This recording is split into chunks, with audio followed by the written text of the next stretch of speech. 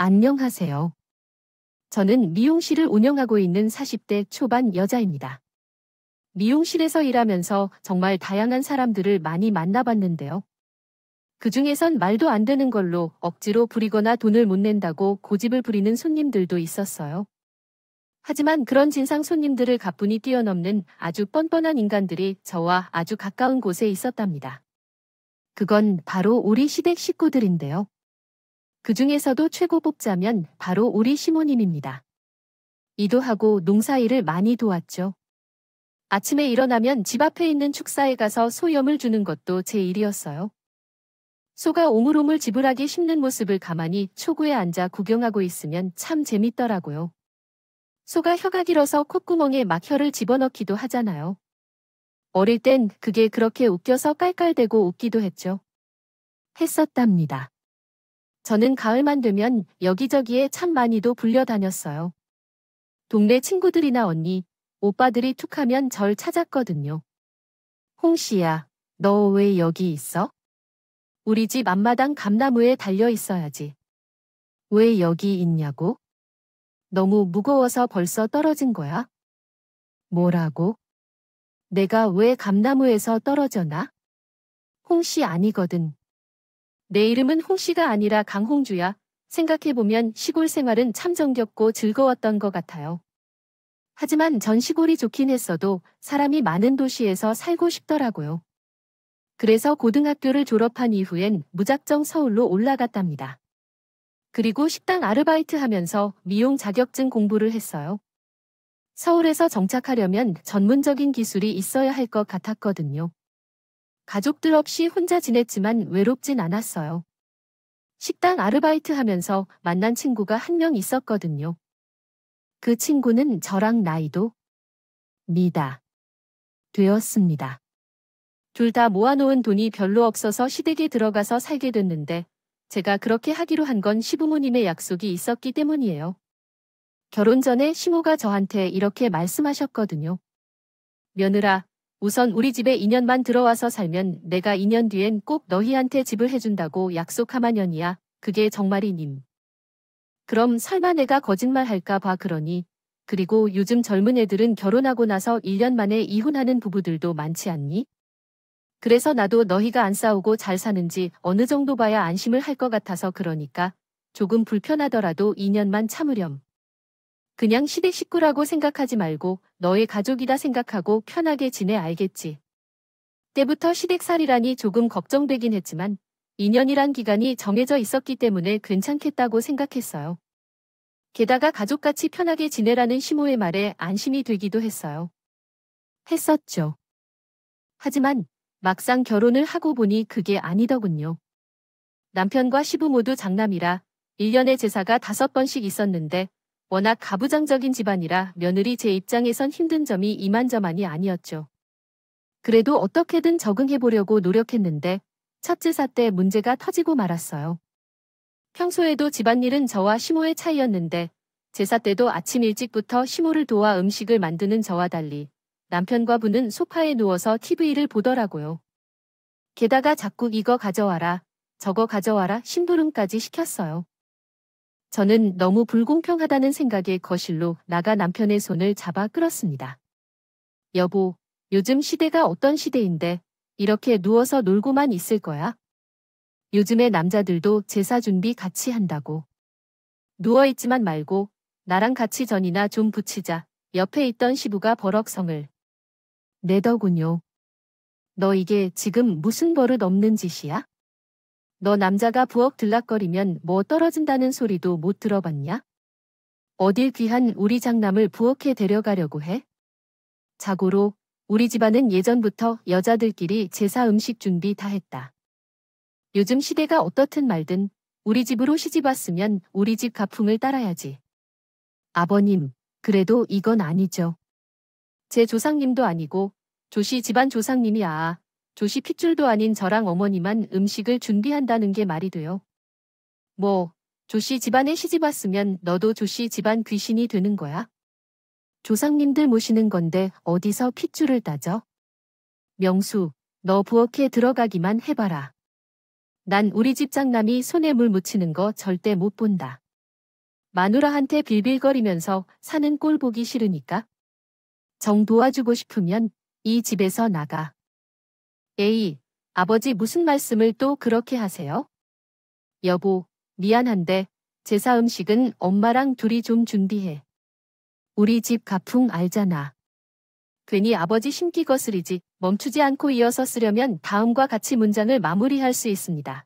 아무튼 부인의 삶은 정말 힘들었습니다. 늦게 일어나면 시모가 방에 들어와 제 엉덩이를 찰싹 때렸습니다. 이해, 너 지금 시간이 몇인데 아직도 자고 있는 거야? 얼른 안 일어나네. 시아버지 밥상 1분이라도 늦게 차리면 노하시는 거 몰라. 곰뱅이렁 누워있지 말고 얼른 일어나. 저는 졸린 눈을 억지로 비비며 부엌으로 갔습니다. 시부 같은 반찬을 2번 올리는 걸 용납하지 않는 성격이라 매일 아침 새로 반찬을 만들어야 했거든요. 그래도 최대한 맛있게 반찬을 만들어 보려고 했는데 시모가 자꾸 옆에서 시비를 걸더라고. 아유, 넌 우리 집에 시집 온 지가 언젠데 아직도 찌개 농도 하나 딱딱 못 맞추니 이런 건 시집 보기 전에 친정에서 다 배워왔어야지. 설마 너희 친정에서 국이지 찌개 있지도 모르? 이런 요상한 음식을 먹는 거냐? 어머님, 요상한 음식이라니 그런 심한 말 좀 하지 말아 주세요. 그리고 저도 아침마다 이렇게 아침상 차리는 거 진짜 힘들어요. 그래도 참고하고 있는 거잖아요. 저는 매일같이 새벽 일찍 일어나 아침상을 차리고 시부가 출근하면서 설거짓말 시작으로 청소와 빨래 등 집안일을 다 해야 했습니다. 출근까지 아직 시간이 남았다며 시모가 계속 저에게 집안일을 시켰으니까 그렇게 집안일을 하고 출근을 하면 하루 종일 또 서서 일해야 돼서 너무 힘들더라고요. 어떨 땐 다리가 너무 아파서 집까지 걸어가는 내내 종아리를 손으로 두들겼던 적도 있었어요. 그런데 시모는 제가 힘들든 말든 퇴근길에 전화로 이것저것 시키곤 했습니다. 예, 네, 시아버지가 내일 아침에 고등어 구이가 먹고 싶단다. 너 오늘 퇴근길에 마트에 들러서 고등어 좀 사오거라. 어머님, 저 오늘 다리가 정말 부서질 것 같아요. 그냥 오늘만 그 애 시키면 안 되나요? 아니면 고등어 말고 냉장고에 갈치 있잖아요. 갈치 구워드리면 안 돼요?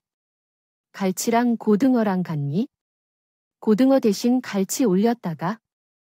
이 시아버지가 밥상 없는 거 보고 싶어서 그래?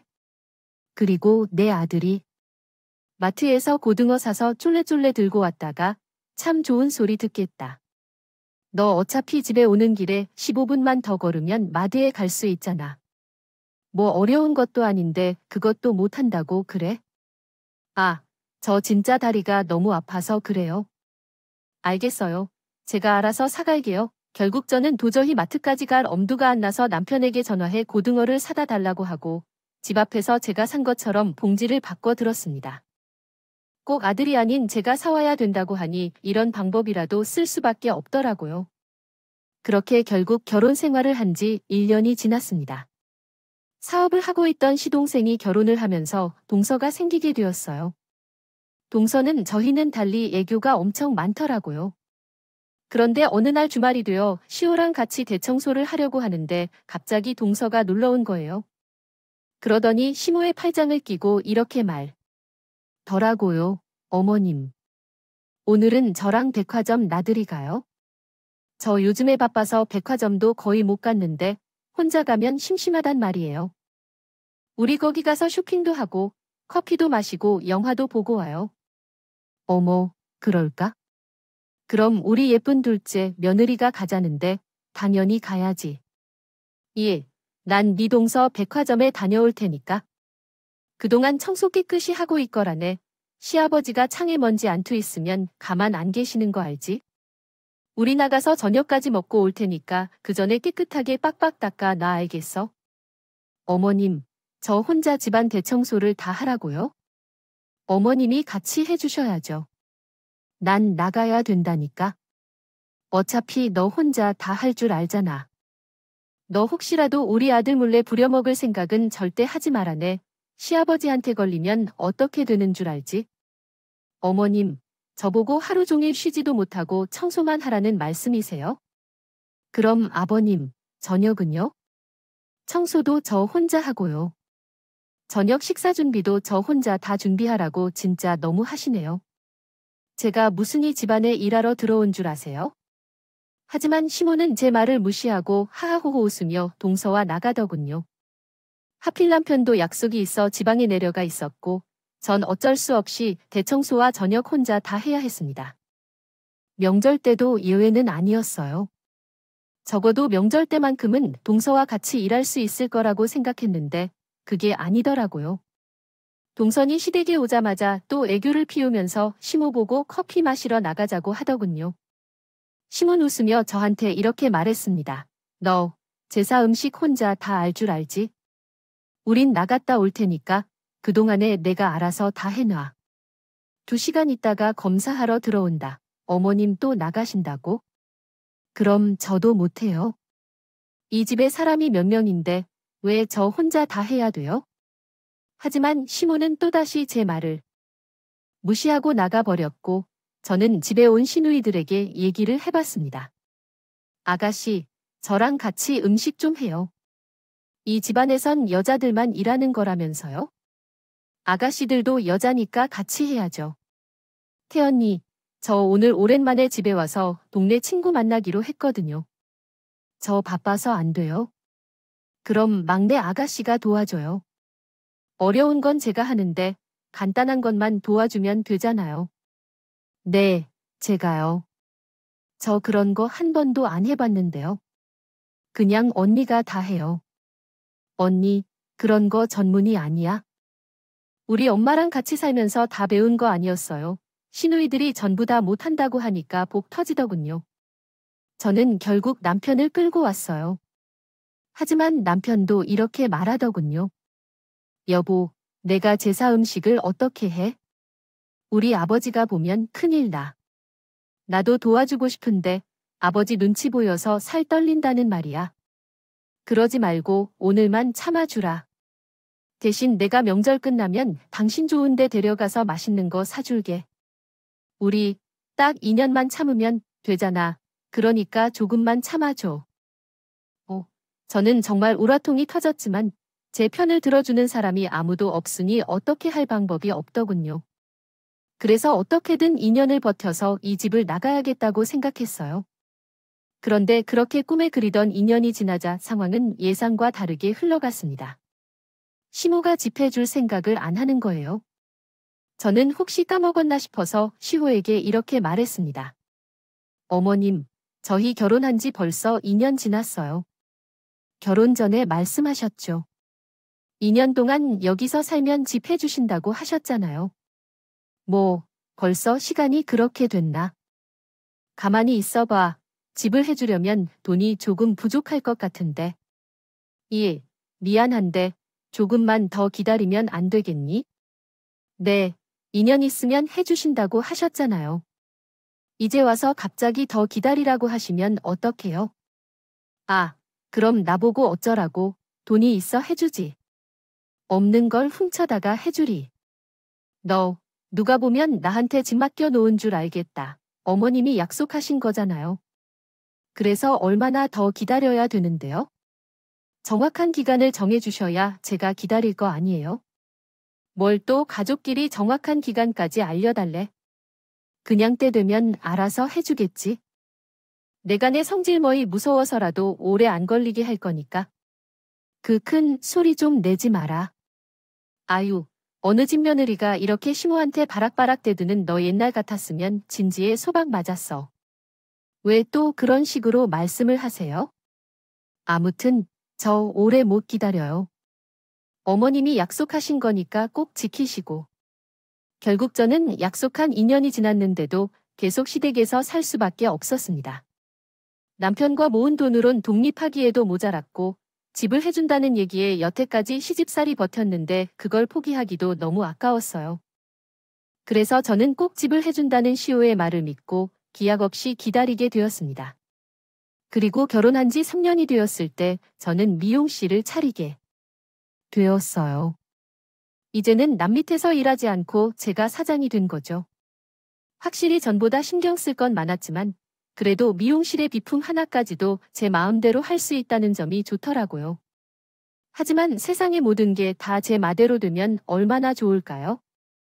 결혼한 지 4년이 되도록 애가 안 생겨서 너무 속상하더라고요. 동선이 딸을 하나 낳았는데 만년 느린 제가 애를 못 낳으니 시모가 그걸로도 잔소리를 참 많이 했어요. 너 아주 우리 집 장손의 대를 끊을 생각이구나. 결혼한 지가 언젠데 왜 아직도 소식이 없는 거야? 너 어디 문제 있는 거 아니니? 아유, 내 아들이 왜 이런 여자 구실도 못하고 데려왔는지 원시모의 구박에 너무 답답했던 전 남편과 함께 검사 받아봤어요. 그런데 충격적이게도 남편 쪽에 문제가 있더라고요.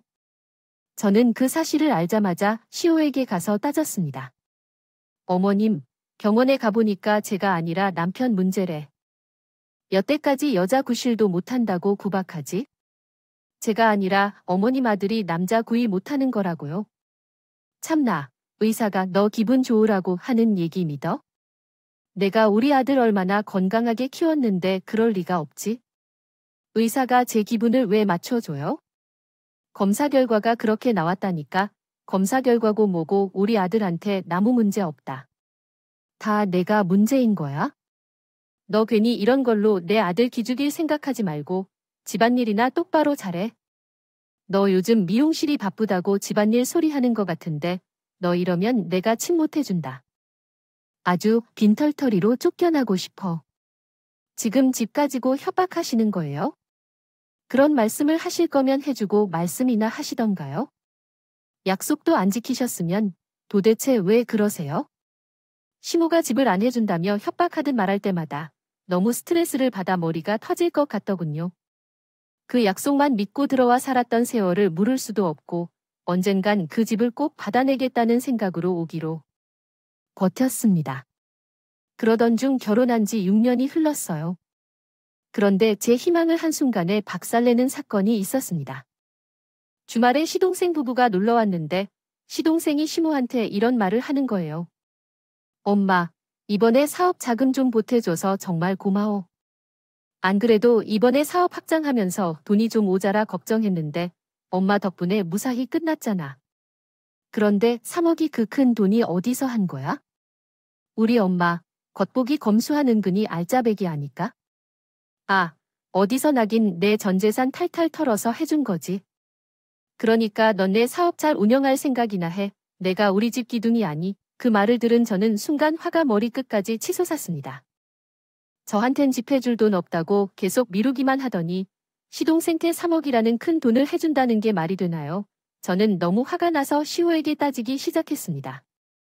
어머님, 이게 무슨 소리예요? 서방님한테 3억을 해주시다니. 그런 돈이 있으셨으면 저희 집 해주시기로 하신 것부터 해주셨어야죠. 저한테 돈 없다고 하셨던 거 다 거짓말이었어요. 어머, 얘가 왜 이래? 내가 내 돈 3억을 둘째 아들한테 주든 말든 내가 무슨 상관이야. 누가 보면 그게 내 돈인 줄 알겠다. 그럼 저한테 약속하신 건 뭔데요? 여기서 2년 살면 집 해주신다고 약속하셨잖아요. 그 약속 때문에 제가 여기 들어와 어머님 아버님 오시면서 산 세월이 벌써 6년이. 그런데 어떻게 이러실 수가 있어요? 서방님한테 3억 해주시면 저희 집은 대체 언제 해주실 건데요? 지금부터 1푼, 2푼 모아서 언제 해주실 거냐고요. 참나, 그놈의 집은 더럽게 밝히네. 넌 내가 그렇게 멍청해서 어떡하니? 난 처음부터 너한테 아무것도 해줄 생각 없었어. 집 해준다는 소리 홀라당 좋다고 들어와서 산 건 바로 너야? 내가 너처럼 욕심하는 애한테 왜 그 많은 돈을 써서? 집을 해주니 어머님 지금 말씀 다 하셨어요? 어떻게 그 오랜 세월을 저를 속일 수가 있어요? 처음부터 절 식모로 쓰려고 그러신 거죠? 저 이거 못 참아요. 어떻게든 이 집에서 나갈 거라고요. 그날 저는 절대 시호한테 집을 받을 수 없다는 사실을 깼습니다. 그래서 남편과 모은 돈으로 대출이라도 받아서 독립해야 한다고 생각했어요. 그런데 이런 제 의견을 남편에게 말하자 정말 황당한 대답이 돌아왔습니다. 남편이 그동안 모은 돈이 하나도 없다는 거예요. 뭐 돈이 왜 하나도 없어? 당신 여태까지 공무원 생활하면서 모은 돈 있을 거 아니야? 저번에 나보고 적금도 들고 있다고 했잖아. 그건 어디 갔는데? 아, 그게 저번에 혁수가 사업 자금이 필요하다고 해서 줬어. 투자해서 사업 잘 되면 배로 불려준다길래 뭐라고 그런 거 나랑 상의하고 결정했어야. 어떻게 홀라당 서방님한테 그 돈을 다 줘버려? 미안해. 대신 혁수가 배로 주겠다고 해서 돌려준다고 했으니까 그 돈 받으면 당신한테 다 줄게. 그러니까 이번에 직구하는 건 일단 당신 돈으로 하자. 어쩜 이렇게 온 식구가 시 동생한테 돈을 퍼줄 수가 있는지 정말 이해가 되지 않더군요. 하지만 전 어떻게든 이 집구석을 나가고 싶었기 때문에 최대한 싸고 좋은 집을 알아보기 시작했습니다.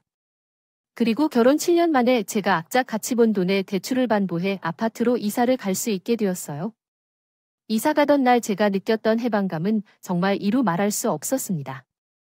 그 지겨운 집구석에서 탈출했다는 사실만으로도 온 세상이 다 행복해 보였어요. 이제 더는 시집살이에 시달리지 않아도 되고 집을 해줄 테니 기다리라는 시호의 농간에 놀아나지 않을 수 있었으니까요. 처음에 한두 달 정도는 너무 행복해서 입에서 웃음이 떠나질 않더군요. 이제야 제대로 된 신혼생활을 즐기는 것 같은 느낌마저 들었어요. 그런데 제가 도대체 뭘 잘못했길래 그 행복을 이리도 빨리 빼앗아 가는 걸까요? 이사 온 지 몇 달 안 돼서 터 남편이 점점 이상해지기 시작했습니다. 검소했던 남편이 돈을 펑펑 쓰기 시작하고 안 하던 골프를 한다면서 골프채에 사모는 겁니다. 게다가 하루는 와이셔츠에 립스틱을 묻혀온 적도 있었어요. 제가 이게 뭐냐고 따져 물으니 이렇게 대답하더군요. 아유, 이런 게 묻은 줄도 몰랐네. 아니, 술자리에 갔는데 사람들이 여자를 부르잖아. 내가 뭐 그런데 좋아서 간 줄 알아? 일하다 보면 내가 원하지 않아도 자꾸 나한테 그런 걸 갖다 바치는 걸 어떡해? 당신, 공무원이 이래도 되는 거 맞아? 도대체 밖에서 뭐라고 다니는 거야? 뭐 하긴 내가 뭐 해? 내 일은 내가 알아서 해. 당신이 신경 좀 쓰지 마. 내가 어떻게 신경을 안 써? 당신, 이러다가 큰일 나. 제발, 정신 좀 차려. 저는 갑자기 변한 남편의 모습에 불안감이 몰려왔어요. 그런데 그 불안감은 머지않아 현실이 되고 말았습니다. 남편이 갑자기 공무원에서 파면이 되고 만 거예요. 알고 보니 그 공무원이라는 지위를 이용해 뇌물을 받은 게 걸렸다네요. 저는 청천벽력 같은 소식에 남편에게 화를 내고 말았습니다. 이게 도대체 어떻게 된 거야? 당신 진짜 미쳤어. 당시 원래 이런 사람이 아니었잖아. 그렇게 청년하던 사람이 어떻게 뒷돈을 받을 수가 있어? 아, 원래 공무원들 다 그렇게 사는 거야? 나만 그런 줄 알아? 내가 재수없게 걸린 것뿐이지. 이번에 안 걸렸으면 떵떵거리면서 잘 살 수 있었다고. 당신 진짜 제정신 아니야? 그럼 이제 어떡할 건데? 계속 이렇게 백수로 지낼 거야? 다른 일이라도 구해봐야 될 거 아니야? 야, 나도 좀 쉬자. 여태까지 몇 년 동안 쉬지도 못하고 일했는데. 이번에 좀 쉬면 더 낫지 않아? 어차피 당신이 미용실에서 버는 돈으로 우리 생활비 충분히 감당하고 또 남잖아. 어차피 조금만 쉬고 일 구할 거니까 제발 그 닥달 좀 하지 마. 하지만 남편은 조금만 쉰다는 말과는 달리 계속 백수 생활을 유지하더니 집에서 뒹굴거리면서 배를 벅벅 긁고 있는 걸 보면 우라통이 치밀었으나 하는 생각이 하루에도 수십 번 머릿속에 떠올랐죠. 그런데 이사를 온 지 2년쯤 됐을 때 그 고민에 대한 답을 내릴 수 있게 하는 사건이 벌어지고 말았습니다. 갑자기 시모가 짐을 싸들고 저희 집에 찾아온 거예요. 왜 왔냐고 묻자 이렇게 말하더군요. 내가 그 집에서 도저히 못 살게 서서 왔다. 너 몇 달 전에 우리 둘째 아들 사업망에서 들어와서 사는 거 알지? 어쩜 같은 며느리들 이렇게 다를 수가 있는지 우리 자식들끼리 다투지 않게 힐끔힐끔 보시게나 시모는 갑자기 동서 때문에 힘들다는 얘기를 하더군요. 그렇게 가족들 돈을 가져다 사업을 하던 시동생이 몇 달 전에 사업이 망해 신용불량자가 되었거든요. 그래서 갈 곳 없어진 시동생이 동서가 시댁에 들어가서 사는 건 알고 있었는데 막상 같이 살아보니 불편한 점이 많았었나 봅니다. 너네 동서가 얼마나 영악한 줄 아니? 밥 먹고 나면 거지시킬까 봐 홀라당 방에 들어가서 나올 생각을 안 해. 내가 쫓아 들어가서 설거지 좀 하라고 한마디 하면 눈을 크게 뜨고 바락바락 소리를 지르는데 아휴. 내가 정말 그 도끼 눈만 보면 심장이 떨려서 수명이 10년은 단축되는 것 같아. 그것이 아주 날 잡아먹으려고 한다고. 어머님 그래도 갑자기 이렇게 오시면 어떡해요? 저한테 하셨던 것처럼 동사도 똑같이 큰 소리 내면서 가르치면 되잖아. 가르쳐도 들어야 말이지. 내 말은 귓등으로도 안 듣고 지 마음대로만 행동하는데 아주 속이 터져 죽겠다네. 10인 맨날 아침마다 반찬 새로 해 놓으라고 난리지네. 동성 코까지 골면서 일어날 생각을 안 하지. 늙은 내가 새벽부터 혼자 아침 준비하느라 아주 허리가 끊어질 것 같아. 게다가 그뿐인 줄 아니네. 시아버지가 오이 무침을 먹고 싶다고 하셨어요. 그래서 사다 놓은 오이를 홀라당 잘라다가지 얼굴에 다 붙이고서 피부 관리를 한다고 들었어요. 잠이나 자는 애야. 걔가 나가서 새로 사오라 그래도 듣지 않고 내가 아무리 소리를 지르고 난리를 쳐도 눈 하나 깜짝 안 한다니까. 게다가 또 지엔 나보고 보란다. 내가 이 나이에 생활비도 안 받는데 육아까지 해야겠냐고. 나 그런 데서 한순간도 지내고 싶지 않아. 아휴, 그런데 여기 오니까 숨통이 아주 탁트. 역시 난 둘째 며느리보다 너랑 잘 맞는 것 같구나. 그래, 엄마. 이봐, 오신 대로 푹 쉬고 가세요. 집이 넓어서 엄마 한 명 있는다고 문제될 것도 없는데요. 뭐, 그치. 여태까지 계속 같이 살았는데 불편할 것도 없고 좋지. 나 여기서 딱 일주일만 살다가 마 휴가라고 생각하고 쉬다 가야겠어요. 어머님, 정말 일주일만 있다 가실 거죠? 아버님도 기다리고 계실 텐데 너무 오래 계시지 마세요. 아시겠어요? 짐까지 싸서 온 시모를 쫓아낼 수도 없고 전 딱 일주일만 참기로 했습니다. 하지만 역시나 시모는 제 기대를 저버리지 않더군요. 일주일이 지났는데도 집에 갈 생각은 안 하고 오히려 이런 식으로 말을 하는 거예요. 이렇게 맨날 바닥에서 이불 깔고 누워서 잤더니만 허리가 좀 아프구나. 그러지 말고 내 가을 침대 하나만 사줘라. 돌침대가 뜨끈하고 좋다던데 그런 걸로 알아봐 주면 더 좋고. 어머님 일주일 있다 가신다면서요? 어차피 다시 집에 돌아가실 텐데 침대 뭐 하러 사요? 어머, 너 설마 정말로 날 일주일 다가 보낼 생각이었어? 너랑 나랑은 한 몸이야? 여태까지 같이 살았으면 앞으로도 쭉 같이 살아야지. 넌 날 죽을까지 모셔야 돼. 그것이 운명이야. 전 그 말에 순간 눈이 돌아버리는 줄 알았습니다. 제가 그 집을 탈출하기 위해 대출까지 받아서 산 집인데 여기에 또다시 시모가 눌러 앉는다고요. 생각하니까 미칠 것 같더라고요. 그런데 더 웃긴 건 남편의 반응이었습니다. 시모를 말리긴커녕 오히려 맞장구를 치더라고요. 그래, 엄마랑 같이 살며 딱 좋네. 엄마의 사람이 완전 현모양처애가 1등 며느리감이잖아. 그런데 설마 엄마 내치 있어 돈도 잘 버는데 엄마랑 나한테 용돈도 주면서 같이 살면 진짜 좋겠네. 퇴근하고 심심하면 우리가 놀아주면 되고 얼마나 화목하고 좋아. 저는 그 순간 그동안 고민하던 것에 대한 답을 내리고 말았습니다. 바로 남편과 이혼하겠다는 답이었어. 하지만 제가 여태까지 고생했던 세월이 너무 억울해서 그냥 조용히 이혼하고 싶지 않았어요. 뭐라도 복수하고 끝내고 싶었죠.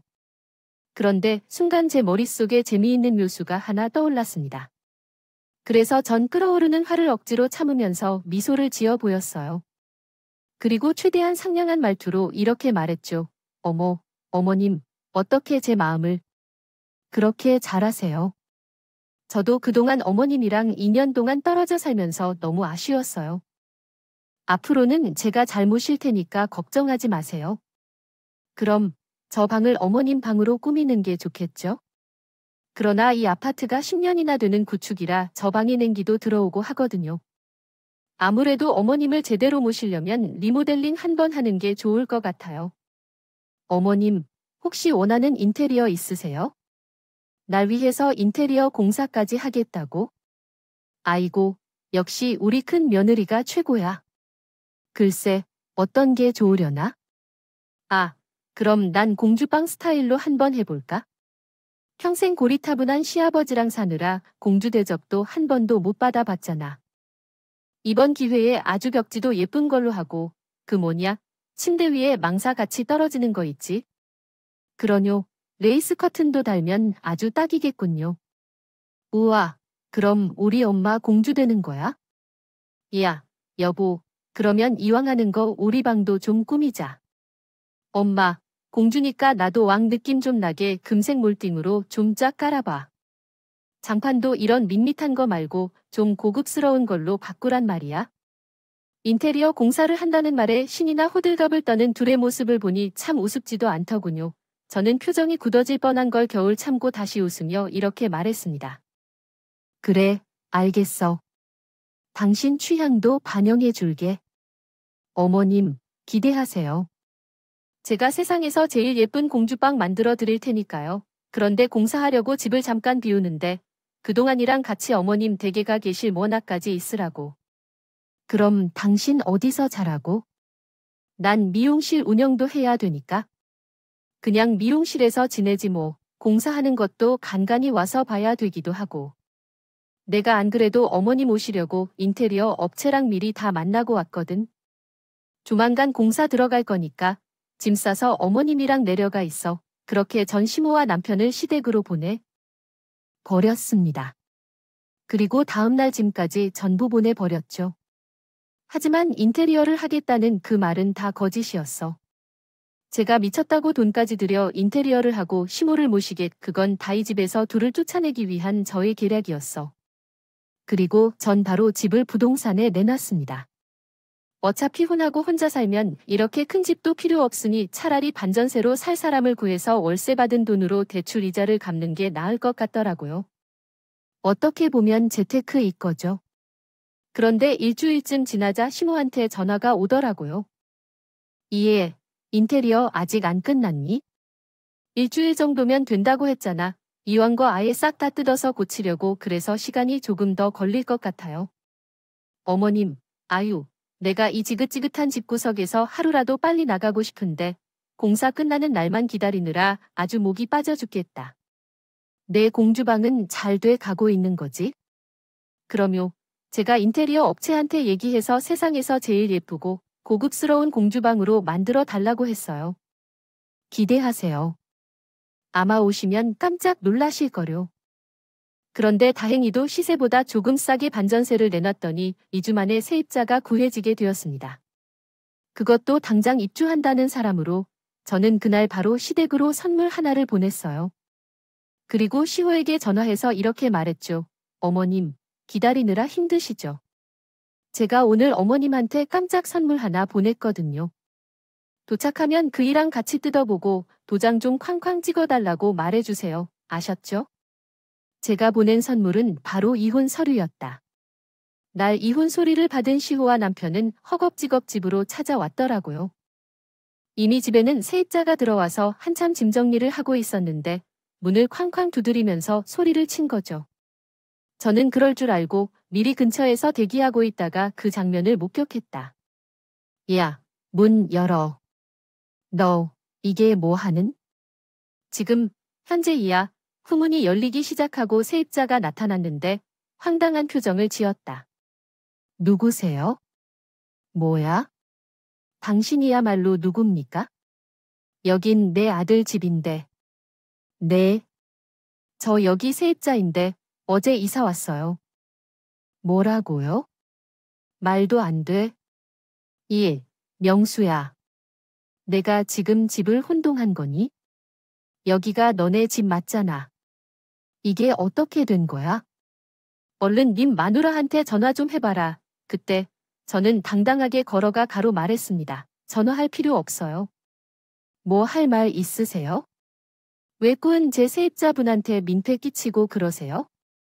아이고, 엄마, 죄송해요. 이 사람들이 갑자기 와서 놀라셨죠. 신경 안 쓰셔도 되니까 들어가서 마저 짐 정리하세요. 그러자 세입자분은 문을 닫고 들어가 하시더군요. 그런데 남편이 다짜고짜 화를 내면서 저한테 따지더라고요. 당신, 이게 어떻게 된 거야? 세입자라? 우리 집에 왜 당신 마음대로 세입자를 들여? 우리 집 이게 왜 우리 집이야? 명의도 내 명이고 내가 본 돈에 내 이름으로 받은 대출금으로 산 집이잖아. 이 집 사는데 당신이 한 푼이라도 보든 거 있어? 몇 년 동안 공무원 하면서 번 돈 서방님 사업 자금으로 쓰라고 다 줘버렸지. 그리고 이사 와서도 돈 한 푼 안 벌고 백수로 지냈나? 그런데 당신이 무슨 권리로 이 집을 우리 집이라고 해? 그래서 뭘 어쩌겠다는 건? 이 집을 세주고 우린 어디서 살자고? 왜 자꾸 아까부터 우리 해? 내가 이혼 소리 보낸 거 못 봤어? 설마 글자도 못 읽는 거야? 나 당신이랑 더 이상 같이 안 살 거야? 그런데 왜 자꾸 나랑 당신을 엮으려고 그래? 난 알아서 잘 살 테니까. 당신도 당신 알아서 잘 그러자. 이번엔 시모가 씩씩거리면서 난리를 치더군요. 너 처음부터 우리를 속일 생각이었네. 내 방 만들어준다며 인테리어 공사까지 해서 제대로 모시겠다며. 그 말은 다. 뭐대, 너 지금 나한테 감히 거짓말을 한 거야? 왜요? 전 거짓말하면 안 되나요? 어머님, 절 7년 동안이나 속이잖아. 전 그 오랜 시간 동안 그 집에서 식모살이 하면서도 어머님이 약속한 말만 믿고 참았다고. 그런데 그런 제가 처음으로 거짓말 한 번 한 건데 그게 그렇게 억울하세요. 이 못된 거 같으니라고. 어디서 심일 가지고 놀아? 너 나한테 공주방 만들어준다고 설레발은 다치게 해놓고 심일 아주 갖고 놓으니까 재미있었니? 네, 아주 재밌던데요. 저 살다 어머님이랑이 인간처럼 뻔뻔한 사람은 처음 봤어요. 절 그렇게 괴롭히고 속이면서 시집살이 시킨 주지 공주방이 말이나 돼요? 욕심이 많아도 너무 많으시네요. 왜요? 공주방이 그렇게 갖고 싶으셨어요? 저기 보이는 마트 있죠. 거기 가면 애들이 갖고 노는 공주집 많으니까 그거라도 사서 갖고 놓으시면 되겠네요. 어머님, 백수 아들 물류센터에서 아르바이트 하루만 하면 그 정도는 사줄 수 있을 거려. 하긴, 게으러 터져 가지고 그런 일조차도 하려고 가겠죠? 어떻게요? 그렇게 공주방 갖고 싶으셨는데 8만 원짜리 공주 인형집도 못 가주시겠어요? 게을러 터졌다 그래요. 당신 진짜 말이 너무 심한 거 아니에요? 그리고 이혼이 무슨 애들 장난이에요? 우리 엄마랑 같이 살며 뭘 얼마나 불편하다고 이혼 서류까지 보내고 난리야? 뭘 얼마나 불편하냐고 그래요? 당신이 뭘 알겠어요? 가부장적인 그 집에서 손 하나 까다 안 하고 살았으니 아무것도 모르겠지요. 당신이 장남이라고 아버님 뒤에 숨어서 왕처럼 살고 있을 때 난 새벽부터 일어나서 아침밥 준비하고 온갖 집안일에 미용실 일까지 하면서 살았어요. 그게 단 줄 알아 주말에도 쉬인커녕 먼지 한 토 안 나오게 대청소해야 됐고 그 여우 같은 동서가 슬금슬금 어머님한테 꼬리칠 때마다 난 구박이나 받으면서 걸레질이 해야 했다고. 그래서 어쩌라고? 우리 집안 가풍이 그런 걸 어떡해요? 우리 엄마도 그런 집에서 다 참고 살았어요. 당신만 그런 줄 알아? 그리고 내가 당신이 고생하는 만큼 더 잘해주겠다고 했잖아. 그래서 뭘 잘해줬는데 잘해준 게 있으면 한번 얘기해보던지. 그리고 어머님도 다 참고 살았다고. 그건 내 알바 아니고 내가 못 참아서 이혼하겠다는 거야? 난 당신 어머님처럼 며느리 얻어서 이 개고생 물려줄 생각도 없고 미한 남의 집 자식 괴롭히고 싶은 생각도 없어. 아참, 당신은 며느리 못 보지. 당신 남자 구실도 못 하잖아. 그것도 당신 잘못인데 나만 욕 먹은 거 알아. 병원 가서 검사라면 뭐해? 당신 쪽 문제라고 명확히 검사 결과지가 있는데. 그래도 그것도 안 믿고 내 탓만 하는데. 아무튼 난 당신이랑 더 이상 같이 살 생각 없으니까. 가서 이혼 서류에 도장이나 찍어. 여긴 내 집이니까 당장 꺼지라고. 저는 그렇게 말하고 남편과 시모를 멀리 내쫓아 버렸습니다. 그 둘은 쫓겨나면서도 계속 씩씩거리며 저한테 욕을 하더군요. 그 후 저는 다시 일상으로 돌아가 미용실 일도 하고 미리 얻어둔 작은 집에서 혼자 생활하며 지냈어요. 남편도 없이 혼자 사니까 너무 편하더라고요. 뒤치다꺼리 할 사람도 없고 제가 번 돈은 저 혼자 쓸 수 있었으니까요.